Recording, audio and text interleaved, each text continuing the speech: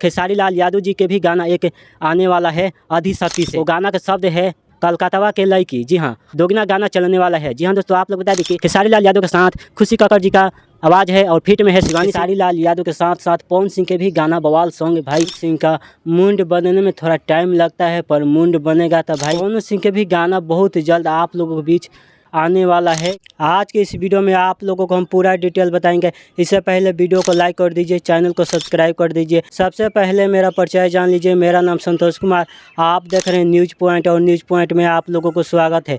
चलिए दोस्तों वीडियो शुरू करते हैं। आज का हमें पवन सिंह छोड़ने वाले हैं। हो सकता है कि पियर फराक वाली 2 भी रिलीज होगा गाना, नहीं तो दुसारका सॉन्ग भी पवन सिंह का गाना रिलीज होगा। लगन में रिकॉर्ड तोड़ने वाला। खेसारी लाल यादव जी के भी गाना एक आने वाला है अधिशक्ति से। वो गाना के शब्द सुनेंगे और वो गाने के वीडियो देखेंगे तो आप लोग चौंक जाएंगे। वो गाना का शब्द है कलकत्ता के लड़की। जी हाँ, दोगुना गाना चलने वाला है। जी हाँ दोस्तों, आप लोग बता दें कि खेसारी लाल यादव के साथ खुशी कक्कड़ जी का आवाज़ है और फिट में है शिवानी सिंह। खेसारी लाल यादव के साथ यह भी गाना जोरदार होने वाला है।